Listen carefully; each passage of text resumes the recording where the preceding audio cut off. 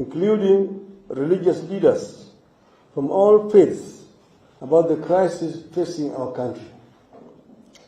They implored us to give dialogue, especially during the holy periods of Easter and Ramadan. It is in this context that we agreed to call off the protests and give dialogue a chance. We are guided by the words of the late John F. Kennedy, who said, and I quote, "Let us never negotiate out of fear, but let us never fear to negotiate." Quote. We go into these negotiations holding a firm belief that our cause is just, our intentions are pure, and our goal is patriotic.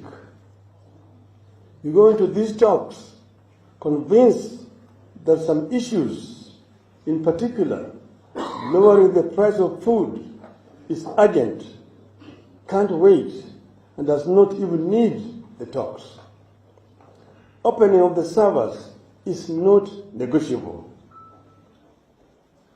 We agree that a balanced process, spearheaded by members of parliament from both sides and backed by experts, is an appropriate way to proceed. The end product will then be presented to Parliament for approval. We shall send our members to the Select Joint Committee, whose terms of reference shall be to A. Recommend measures to lower the cost of unga, fuel, electricity, and school fees. B. Conduct a review and forensic audit of the servers used by the IEBC before, during, and after the 2022 presidential election. C. Review the appointment and dismissal of IEBC commissioners, including their tenure of office, and recommend institutional, policy, legal, and constitutional mechanisms, restructuring and reforms of the IEBC. D. Consider the reconstructing of IEBC by devolving structures to counties, and whether the country really needs commissioners working on a permanent basis.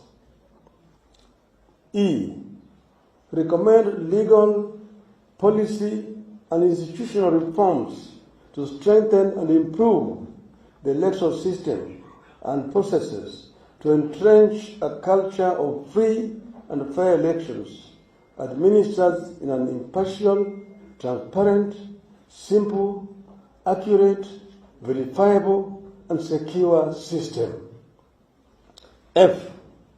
Review the circumstances that led to the dismissal of the IEBC commissioners, commonly known as the Cherera Four, and reinstate them in office. G. Review and recommend changes in the law that will entrench party discipline, fidelity, by 1. Requiring MPs who cross party lines after the elections to seek a fresh mandate from the electorate.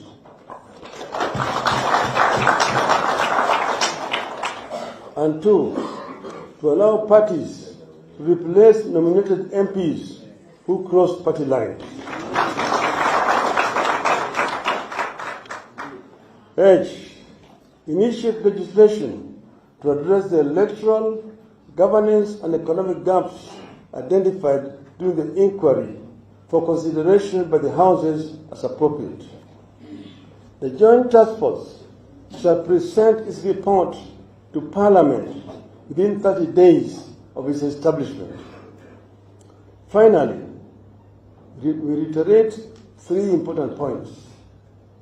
1. As J.F. Kennedy said, and I quote, "Civility is not a sign of weakness, and sincerity is always subject to to proof. Unquote. 2. The rights to assemble, demonstrate, petition, and speak are ironclad as provided for in our Constitution. 3. We reserve our right to call for demonstrations should this process not bear fruit.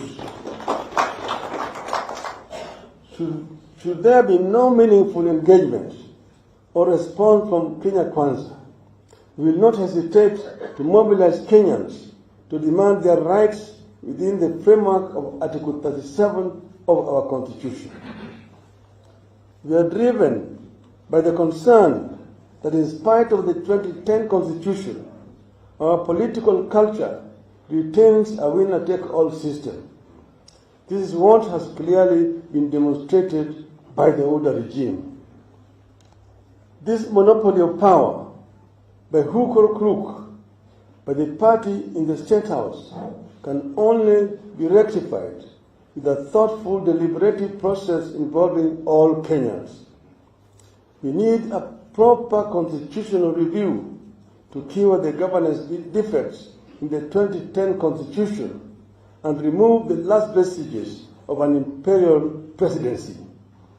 In our dialogue with Kenya Kwanza, we'll be putting this matter on the table. Thank you, and God bless Kenya. Thank you very much.